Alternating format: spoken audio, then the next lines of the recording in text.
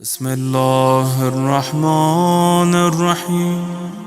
عزیزان محترم، ہر زمانے میں اہل بیت سے محبت رکھنے والے بھی موجود تھے، اہل بیت سے دشمن کرنے والے بھی موجود تھے، اور جس زمانے میں ہم رہتے ہیں اس کو کہا جاتا ہے آخر الزمان۔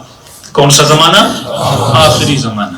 کہ وہاں فرماتے زمانے میں یہ زمانہ فتنوں کا زمانہ ہوگا، کہ زمانے میں ایمان کو بچانا ایسے ہے جیسے ہاتھ پہ آگ کے انگارے کو رکھنا ہے، اور اس زمانے میں حق کو تلاش کرنا ایسے ہے جیسے کالی رات میں کالے پتھر پر کالی چونٹی کو تلاش کرنا ہے۔ اور یہ زمانہ نکھار کا زمانہ ہے، ابھار کا زمانہ ہے۔ اسپیشلی اس زمانے میں جن مسائل کا شیعت شکار ہے، سب سے زیادہ اس زمانے میں شیعت مسائل کا شکار ہے۔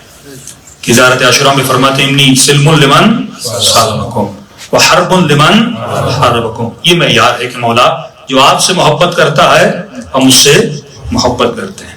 لیکن صدیوں سے ہمارے ممبر کا ایک مزاج بنا رہا، جب ممبر کا مزاج بدلتا ہے تو عوام کا مزاج بھی بدلتا ہے۔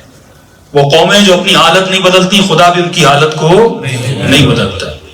وہ شیعہ ایران کا ہو، وہ شیعہ عراق کا ہو، وہ شیعہ لبنان کا، شیعہ تو شیعہ ہے، لیکن لبنان کے شیعہ کو دنیا میں اتنی عزت، ایران کا شیعہ دنیا کی طاقتوں کا سامنا بھی موازنہ کرتا ہے، اور ایک طرف آذربائیجان کے شیعہ ہیں جو کمپلیٹلی سیکولر ہیں، ان ظالموں اور اسرائیل کے ساتھ ہاتھ بھی ملا کے بیٹھے۔ مسلمان تو پاکستان کا مسلمان بھی ہے، جب رسول کی توہین کی بات آتی ہے تو دفاع رسالت میں باہر نکلتے ہیں۔ دوسری طرف سعودی عرب کا مسلمان بھی ہے، دوسری طرف ملیشیا اور مختلف کنٹریز کے مسلمان بھی ہیں۔ تو صرف نعرہ مارنا یا صرف زبان سے اقرار لا الہ الا اللہ محمد رسول اللہ یا علی ولی اللہ کہنا کافی نہیں ہے، جب تک وہ اقرار قلب میں اتر نہ جائے۔ اب مجھے پتا کیسے چلے کہ یہ کلمہ جو ہے میرے دل میں اترا بھی ہے کہ نہیں اترا؟ میرے چھٹے امام اصول کافی مولا کا فرمان ہے، امام فرماتے ہیں جب لوگ دین ان لوگوں سے لیں جن کے دلوں میں مال دنیا کی محبت ہے تو لوگوں کا دین تباہ و برباد ہو جائے گا۔ دو المیے ہیں شیعت میں اور اہل سنت کے مکتب میں۔ اہل سنت نے ممبر پہ پابندی لگائی کہ ان کے ممبر پر کبھی بھی عالم کے علاوہ کوئی اور نہیں جائے گا، لیکن اہل سنت نے محراب پہ کوئی پابندی نہیں لگائی، جو بھی آئے محراب پہ کیا ہو جائے؟ کھڑا ہو جائے۔ ولید نماز پڑھائے، وہ جمعے کا دن ہو اور بدھ کو پڑھا دے تو کوئی مسئلہ نہیں ہے۔ حاکم کیسا بھی ہو، پیش امام کیسا بھی ہو، وہ کانا ہو، وہ لنگڑا ہو، وہ لولا ہو، وہ چاہے عقیدے میں لنگڑا اور لولا ہو، کوئی مسئلہ نہیں، اسے کھڑا کر دیتے ہیں۔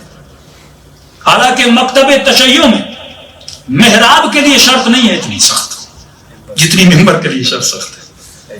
محراب کے لیے مکتب تشیع میں ضروری نہیں کہ مولانا نماز پڑھائے، ہر وہ انسان جس کی قرأت صحیح ہے، قرآن کو صحیح پڑھ سکتا ہے، وہ کھڑا ہو جائے اور نماز پڑھے۔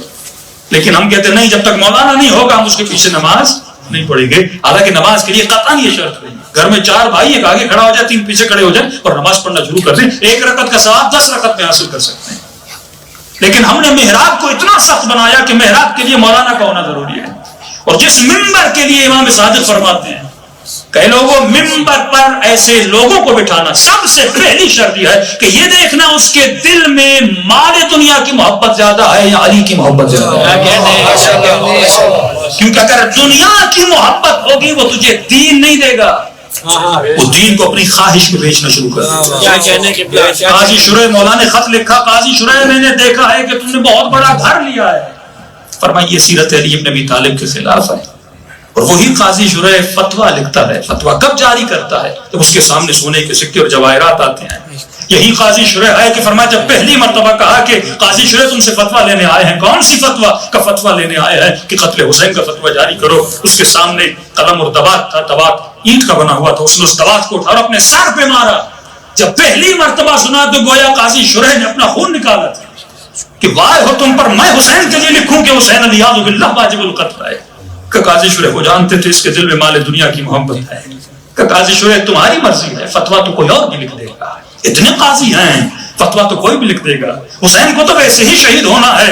قاضی شرح لیکن اگر نہیں لکھو گے تم پیسوں کو گوا دو گے، حسین تو ویسے چلے جائیں گے، تجھے کیا ملے گا؟ کہ پوری رات کا وقت سوچتے رہو۔ وہ سکے اور سونے کے درہم اس کے سامنے رکھ دیے۔ قاضی شرح کہتا ہے پوری رات کبھی سکوں کو دیکھتا تھا، کبھی سوچتا تھا فتویٰ لکھوں نہ لکھوں، آخر میں شیطان غالب ہوا کیونکہ مال دنیا کی محبت زیادہ تھی، اور قاضی شرح نے لکھ دیا کہ حسین واجب القتل ہے۔